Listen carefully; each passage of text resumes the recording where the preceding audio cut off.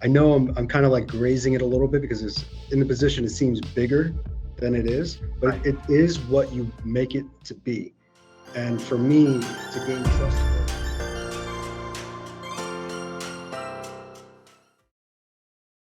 What success looks like as a lead echocardiographer. That's our topic for today. And it's an important one for echocardiographers aspiring to be in leadership, or even for those who are already find themselves there. To help us break down what this looks like, we have Jason Pereira with us. Jason is the lead echosonographer at Hartford Healthcare Central Region in Connecticut, and he is quite successful in his own right. In the past, he worked as a research sonographer at the Yale New Haven healthcare system and as an adjunct professor at the University of Bridgeport School of Health Sciences. He is also a recipient of the ASC 2018 Brian J. Haluska Sonographer Research Competition. So, Jason, thank you for being with us today. Oh, thank you. So echocardiographers can work in various settings, but one of the most common is the hospital setting, which you find yourself in. Now, I'm sure that you do a lot of things on a daily basis, but could you give us a brief rundown on what the role of a lead echocardiographer or lead echosonographer in a hospital looks like, especially for those echocardiographers who might not work in that setting and who may be interested in it, or those who do but aren't really a team lead yet? Yeah, no, that's a great question. It goes back to how like your hospital setting, like what type of hospital you're in. If you're in a big hospital versus a small hospital, if you're in a clinic versus just outpatient center. In our region, with the multiple hospitals that we have, so we have Hospital Central Connecticut, New Britain, Midstate in Meriden, Bradley Memorial in Southington. Plus, we also have outpatient clinics outside of that to be closer to the patients. For that, like because it's separated within the region, it's kind of like a big hospital in a sense. Right. In terms of like where we are, if there's serious cases, obviously they will go to the main hospital in Hartford, which is our flagship for Hartford Healthcare, because of the surgery support and backup. But in a day-to-day role for a lead sonographer, so it goes back to how big your hospital is, how many departments you're supporting, because echo is a supporting piece in wherever department you can get to. My philosophy as a lead sonographer is I'm not just doing always admin. I'm not always in the office. When there's a need, I jump in. I'm a sonographer first. So if there's a machine, if there's a patient, I have no problem jumping in. And also, I don't lose my skills. And also, I can utilize that as a teaching moment for my sonographers. At a time with COVID, it's been really, really tough for many hospital settings. Morale has been going down because of it, because of the stress levels being high. People are being burned out. So to alleviate that, by jumping in and helping the staff and seeing like, oh, wow, my admin is right next to me, right? So I'm not, out of tune. I see what they're struggling with, and then there I can address those issues. So it comes back to what type of leader you are. I like to be a proactive leader. I like to be right in the lab with my sonographer staff to see where the needs are, to see where, okay, are we having a transport issue? How do we alleviate that? Who do I make that meeting with? So it comes back to what kind of lead you want to be, and also who's your admin on top of that? Like, how close are you with the chief of cardiology? How close are you with your, managers in the region? Because at the end of the day, I don't want to be barking up problems. I want to try to promote solutions, but I have to go to the right people. Exactly. And I'm a new lead in a sense, so as coming in from a younger perspective, but I know I've seen the needs as a sonographer, and I also seen the admin end as well. So trying to build that bridge. So when we do need a new machine, so what does a lead sonographer have to do? We have to be in the negotiation of new machines, talking to vendors, being open to multi-vendors, giving opportunities for sonographers to do research projects if they're available, or developmental projects. I know I'm kind of like grazing it a little bit because it's in the position, it seems bigger than it is, but it is what you make it to be. And for me to gain trust from my staff, especially my sonographers that I work with, I have to be with them. kind of like in the dirt, you're in the battlefield with them, the front line. Mm-hmm. Just because, like, again, I don't want them struggling. I want them to complete their day, go home, and come back the next day, right? But like, again, it comes back to what kind of lead you want to be. I try not to stay in the office as much. I try to make sure I schedule, my day as well to meet admin demand and sonography demand. It's not easy, but the main thing is, and I would want to make sure that everyone knows this, please, learn to set boundaries, know your limits, and try not to overexhaust yourself. At times we feel as sonographers with patient care, we want to do more and more and more and more, but we forget about ourselves at the end. So to be a good leader, you want to keep communication, talk to your floors, know your floors, know the other departments that need echo, and try to build an understanding. There's sometimes you bump into nurses that are not comfortable working with echo in terms of like doing a bubble study or injecting echo enhancement agent. How do I bring education to that front? Sometimes, like I said, vendors, I talk to the vendors on the pharmaceutical end. Can you come and give an education? So it's Right. Don't be afraid. I know a lot of people have this kind of saying, it's like, you don't want to say no all the time.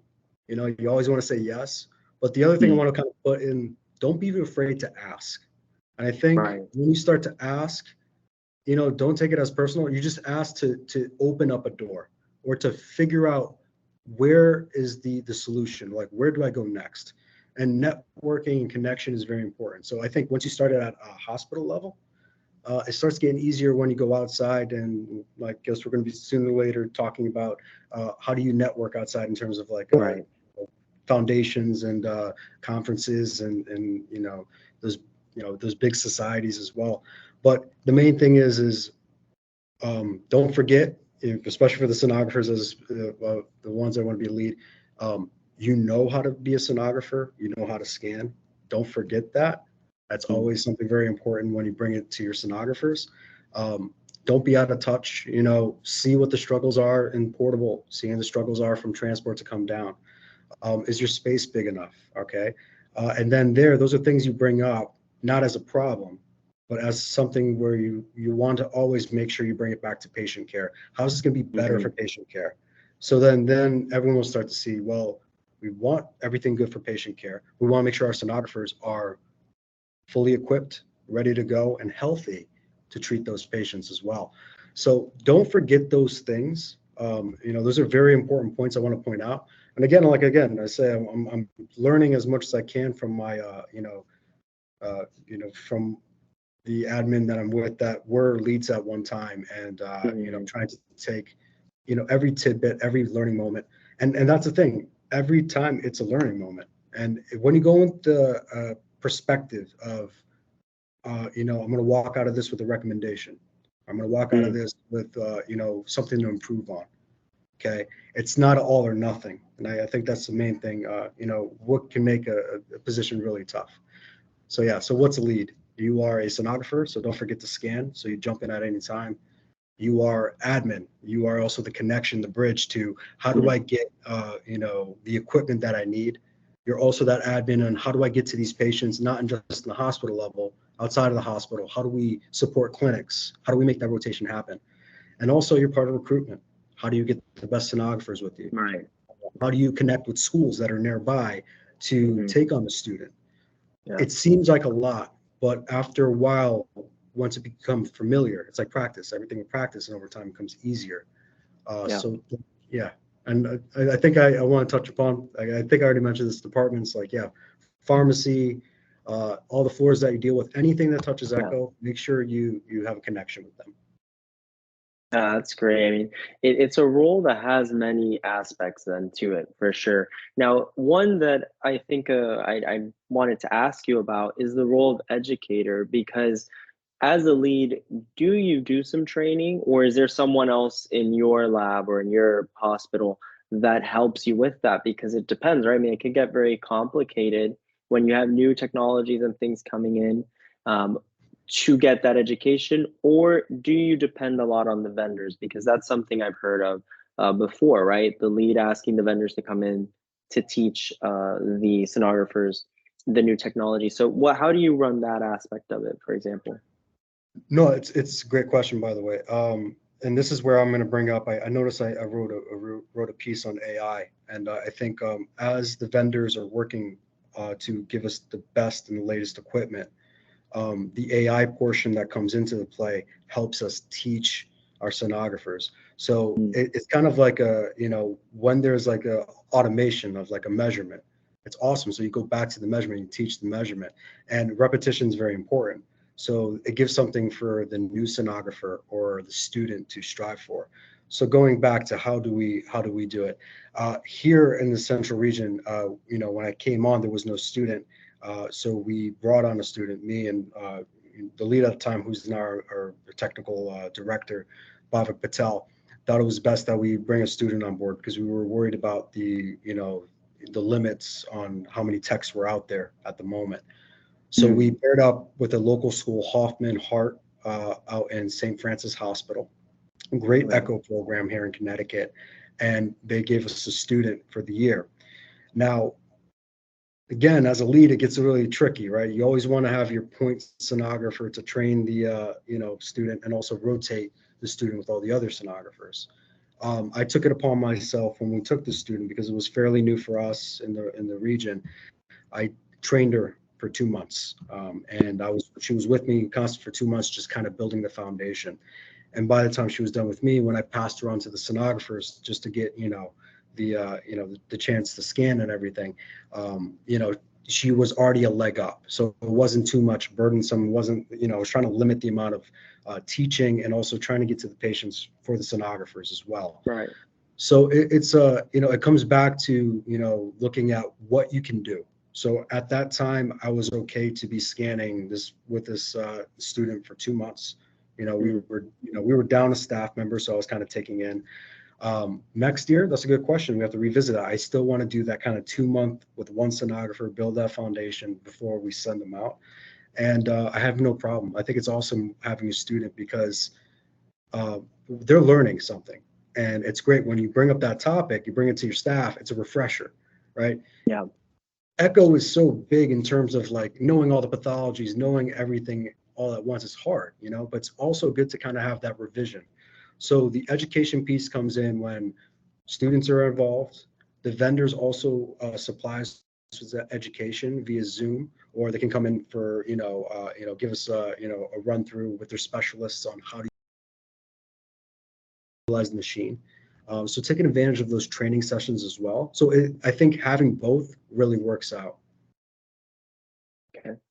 No, that's wonderful. That was a great answer. I think that really gives a picture of what it can look like to balance your role and also have that educator aspect.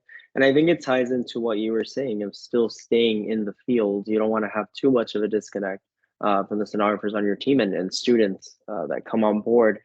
Now, considering that, you have many things to do in one day on a daily basis, as you just said, you have the networking, you've got the admin part, all that stuff. It has to take a certain degree of organization to effectively accomplish the role you have. So how is it that you prioritize and balance the demands of patient care, admin tasks, and team management? What would that look like, just so that people can understand a little more as to how you approach it? Yeah, have your coffee, have your tea, get ready. Absolutely, Well, every morning, yeah. right. I think a lot of people don't do this. And I don't want to assume, maybe the people do it. You have to accept your limits. You have to accept that something's going to hit the fan. Something bad is going to happen. Right. Right. I know this sounds really grim. I don't want to be that, but I have to be realistic. And I think once we become realistic and understand this, then things become easier.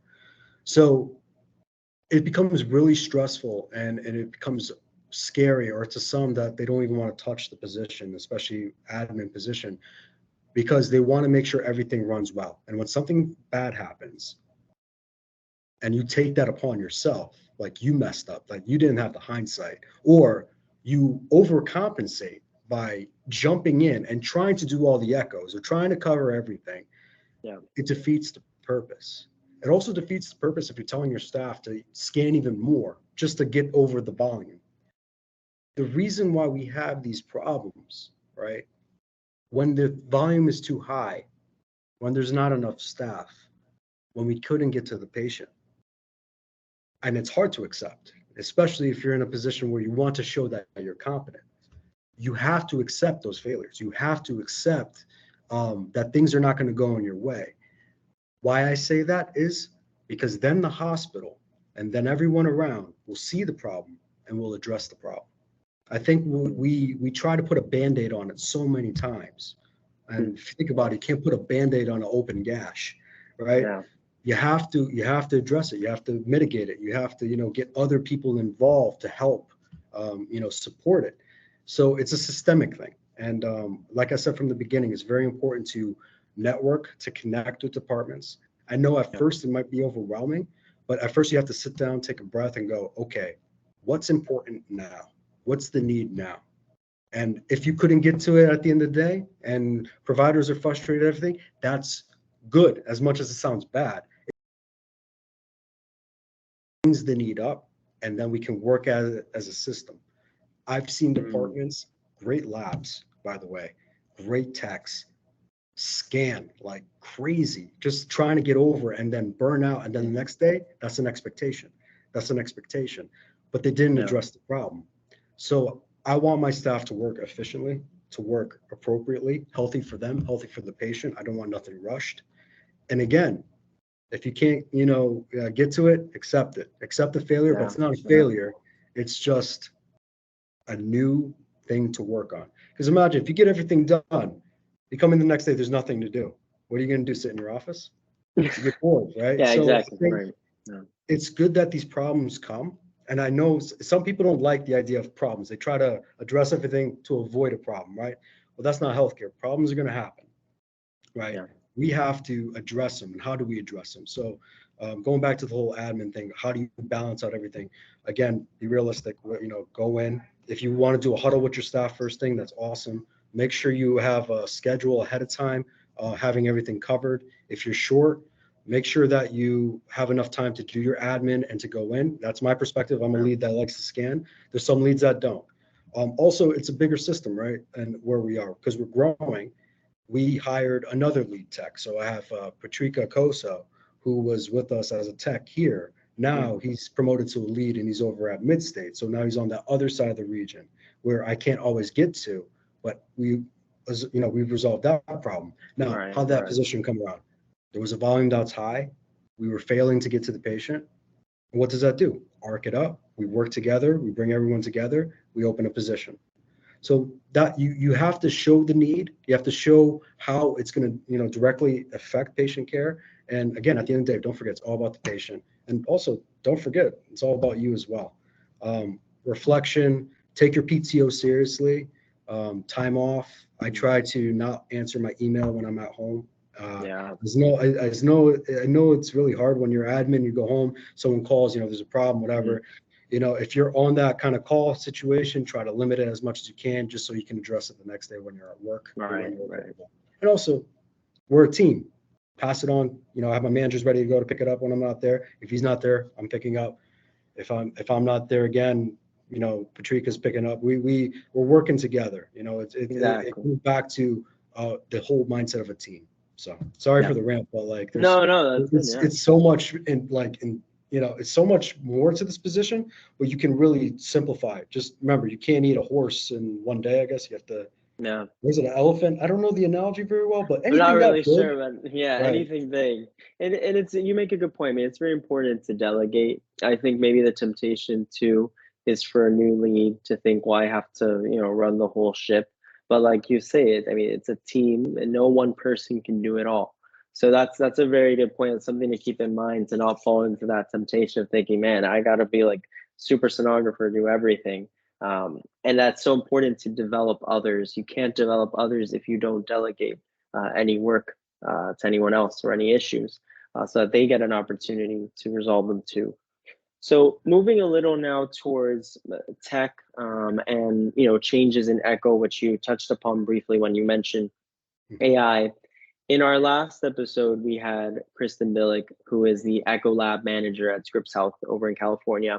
And we discussed AI in the Echo Lab and what that's looking like now and what that could look like in the near future. So I'd love to hear your perspective specifically on how you stay updated with the latest advancements, with the changes in technology, with the new AI softwares that maybe the vendors that you use are introducing. How is it? We already talked about balancing all the admin tasks. So with balancing all that, how do you then stay up to date as a lead yourself?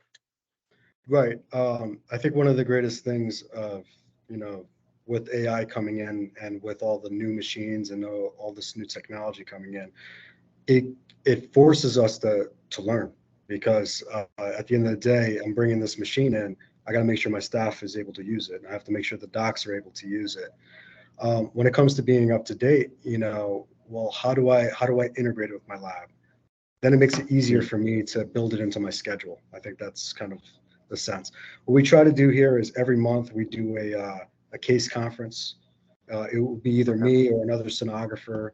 And then it forces me to go into the guidelines, look at at everything all over again.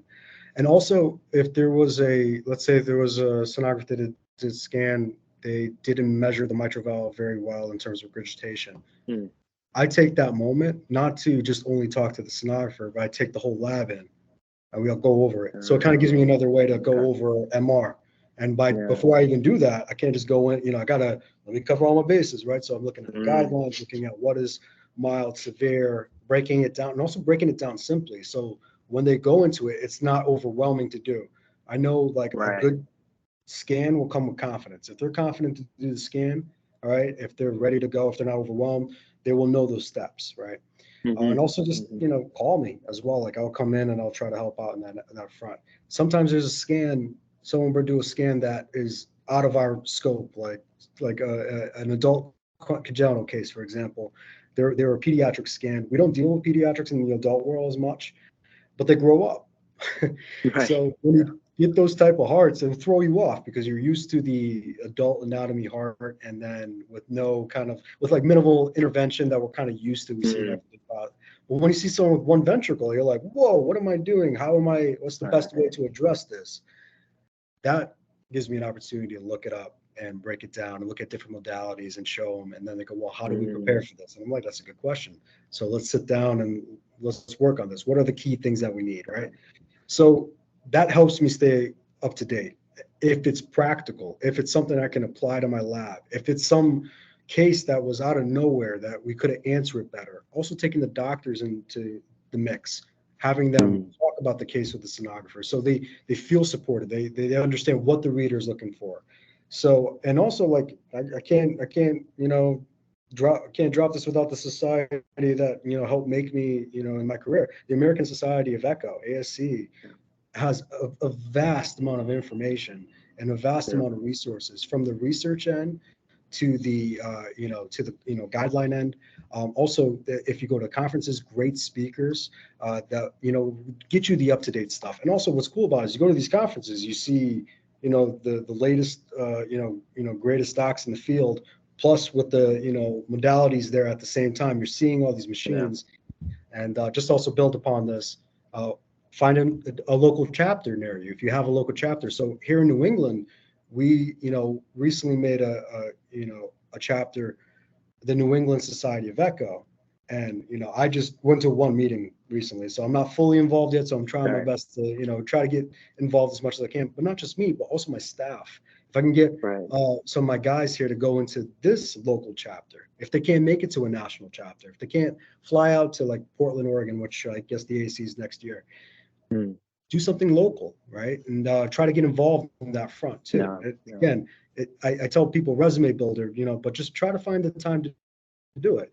And again, it's not every day, right? Plan it out. I think the next meeting's in October in Worcester, right? Plan it out. Like, all right, I'm going to go to Worcester, right? If you have your family, make it a weekend vacation. Just step out, just wait for the half day, So, planning ahead if you could, but if you can't go to one, there's always another, right? You have to look, at the resources. So again, great speakers and people you email, and trust me, these people do not have a problem emailing you back. So I'm telling you right now, it's great meeting. We're a small community in Echo, but it doesn't mean we fray away from each other. We try to learn from each other and build from there. So. Right. That's so important. I mean, that collaboration is key to growing, to sharing new ideas. And I know that the ASC does a great job with that. So that leads me into my final question for you, which you kind of touched upon.